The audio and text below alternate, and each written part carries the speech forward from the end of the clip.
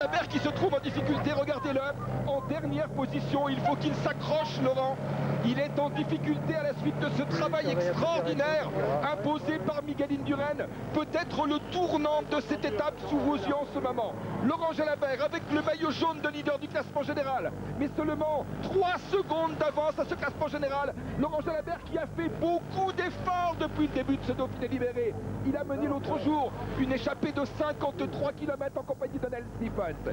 Il a été rejoint par l'équipe Anesto. Il y a eu un perso s'est envolé avec Richard Virenque dans l'ascension du Mont Ventoux. Au sommet, Laurent Jalabert a terminé deuxième et il a pris ce jour-là 1 minute 7 secondes à Indurain. Au classement général, il avait 53 secondes d'avance. Hier, le contre-la-montre individuel, Laurent Jalabert donne tout ce qu'il a. Il réussit à sauver son maillot pour 3 petites secondes. Mais aujourd'hui, Bernard, il paye l'addition des efforts.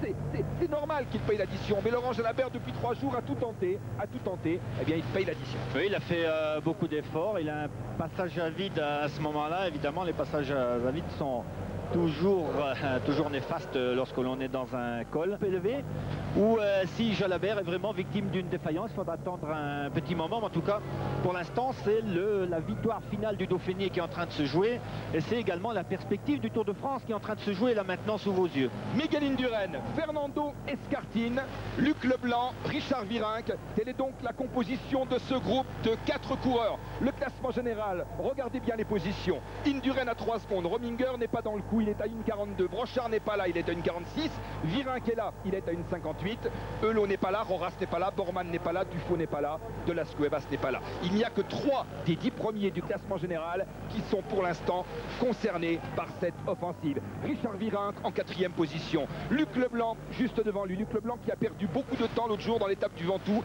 c'était un jour sans, mais qui est en train de se réhabiliter après avoir souffert du genou le 2e jour de ce Dauphiné libéré.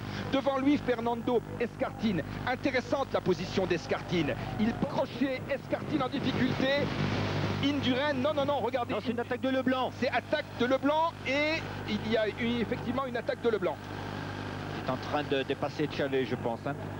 C'est Luc Leblanc. Pas plus tard qu'au Ventoux avant-hier. Mais aujourd'hui, il semble que Indurain ait décidé de renverser la vapeur. Voilà, Miguel Indurain, regardez-le, splendide. Les épaules ne bougent pas, il est à son rythme, c'est impressionnant, et il est en train, à son rythme, sans effort, sans à-coup. Quand on parle avec Miguel Indurain, il nous dit souvent, le secret de ma réussite en montagne, c'est d'éviter les à-coups. Je monte à un rythme, j'adopte un rythme, et regardez-le, Leblanc. Il revient sur Luc Leblanc. Et dans la roue, Escartin. Et Madouas, voilà Laurent Madouas. Oui. Et voilà Richard Virenque. Ces hommes ont une petite chance de pouvoir tenir le coup encore, parce que dans quelques hectomètres, il va y avoir fort. Il faut dire qu'il a été battu dans la classique des Alpes par Jalabert samedi dernier. Ça avait laissé des traces. Il n'est pas content, Miguel. Il avait donc été battu dans le sommet du Ventoux. Et là, aujourd'hui, il a une réaction terrible. Alors, on voit de nouveau Laurent Jalabert. Il est avec Pascal Chanteur de l'équipe Petit Casino, qui se trouve juste devant lui, et les précédents, Christopher Borman, le Britannique. Borman qui a pris, vous le voyez, cassé à vive allure, emmené par un champion comme Indurain. C'est aussi une manière de rendre hommage à Faust Coppi et à Louison Babet. Le groupe de tête, ils sont 4, toujours emmenés par Indurain. Il ne laisse à personne le soin de relayer. Il ne sollicite aucun relais. 2e position Escartin, 3e position Luc Leblanc, 4e position Laurent Madouas. 2 Français sur 4 coureurs, 2 Espagnols sur 4 coureurs. Le duel franco-espagnol se confirme, mais aujourd'hui sans Laurent Jalabert. Ah ouais, sans Laurent Jalabert et sans Richard Virenque. Escartin, il a du mal, il s'accroche. Luc Leblanc s'accroche aussi. Madouas, Virenque sont distancés. Laurent Madouas qui est en très sérieuse difficulté. Regardez ce système intelligent de dépannage avec les motos dans les cols des Alpes. Il est bien évidemment... Il est parti tout seul. Voilà, Indurain qui est parti. Escartin qui a décroché, Leblanc qui a décroché. Voici Miguel Indurain qui s'envole.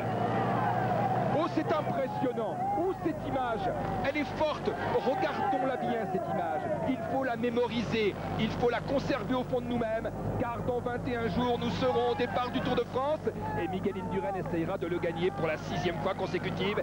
Cette image est forte. Il y a eu hier sa victoire dans le contre-la-montre individuel. Il y a maintenant ce départ dans l'Izoard, dans un col mythique, nous ne le répéterons jamais assez, un col à la mesure du talent de Miguel Indurain. Il a un développement qui est très très long, Miguel Indurain.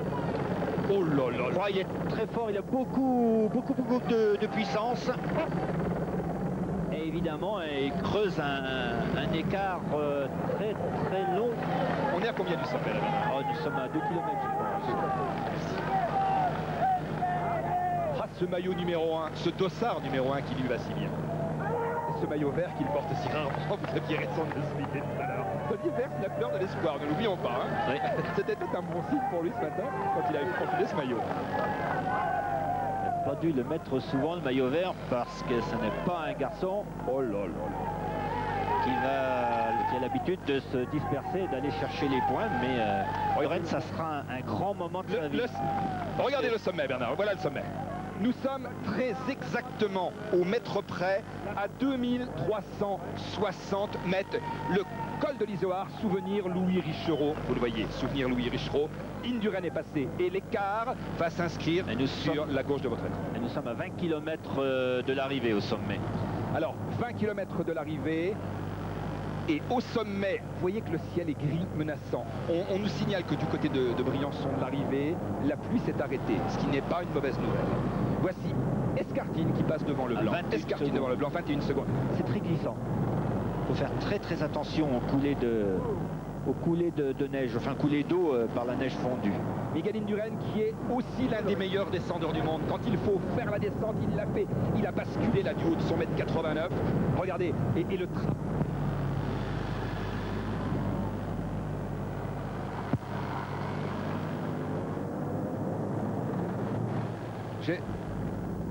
J'espère que nous sommes toujours en liaison. Nous n'avons plus d'image de contrôle. Nous n'avons plus d'image sur notre écran de montagne. Nous revenons avec Miguel Indurain. Merci Vincent Vedel. Voilà, Miguel Indurain qui est prudent. Vous l'avez vu, hein, il est entré dans ce virage prudemment. Il peut se le permettre, oui. Peut se permettre d'être prudent. Il a une avance qui est assez conséquente maintenant sur ses poursuivants au classement général. Et je crois qu'ils ont demandé l'avis de Miguel Indurain entre prendre des risques ou gagner l'étape, ou plutôt perdre l'étape sans prendre de risques. Il préférera à tous les coups ne pas prendre de risques à 3 semaines du départ du Tour de France. La chaussée est mouillée là, Bernard, on le voit, hein. Regardez, elle est humide. Ouais, et la route est difficile. Regardez comme le vélo saute. Regardez la chaîne surtout. On voit ça surtout à la chaîne. Et ça saute beaucoup, donc Miguel Indurain, enfin tous les coureurs sont obligés de se mettre debout sur les pédales et il y a évidemment un manque de récupération. Il pleut, on le voit sur l'objectif de la caméra, il y a des gouttes d'eau. Et il a plu beaucoup parce que la route est très mouillée. Ah, nous insistions au début de ce reportage sur les conditions météo. Vous découvrez maintenant leur importance. Et il est évident, là, Bernard Thévenet, que c'est très important pour Indurain d'être devant. Alors, dans la descente, nous allons arriver dans la fameuse gargouille. Nous sommes à l'intérieur de la vieille ville de Briançon, à l'intérieur des fortifications.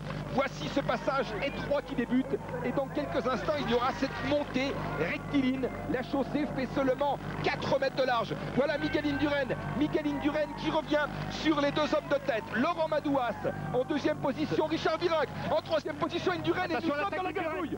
Nous sommes dans la gargouille. Regardez cette route étroite. Elle fait, nous l'avons mesuré tout à l'heure, 4,50 m de large. On peut passer à 3 de front. Voilà Miguel Indurain sur la gauche de la route, Laurent Madouas sur la droite.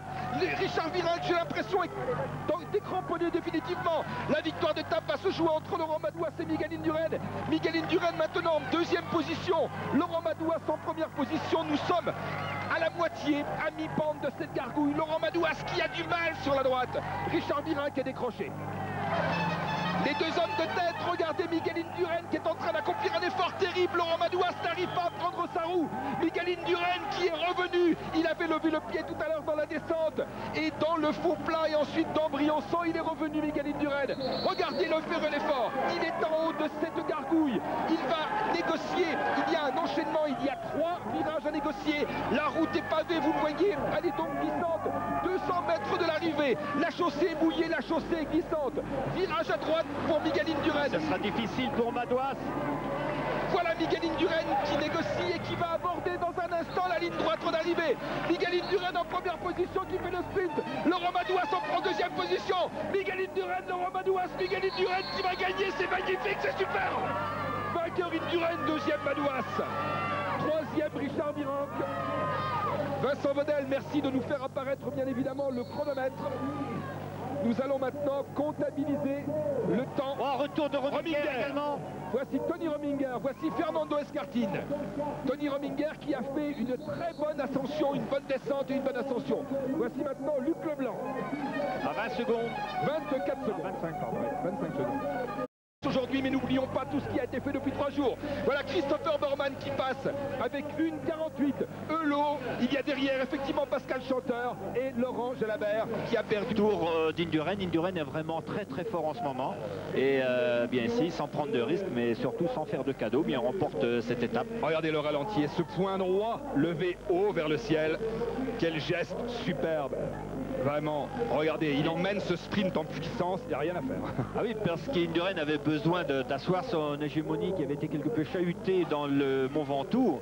Et il a voulu prouver ici que lorsqu'il était capable d'être en bonne condition physique, enfin lorsqu'il était en bonne condition physique, il était capable de remporter un contre-la-montre et une victoire d'étape en montagne, surtout dans une grande étape de montagne, puisque c'était une étape digne des plus grands tours aujourd'hui, avec les cols d'Alos de Vars et d'Izoard. Il est bien finalement vainqueur de cette étape, deuxième Madouas à 1 seconde.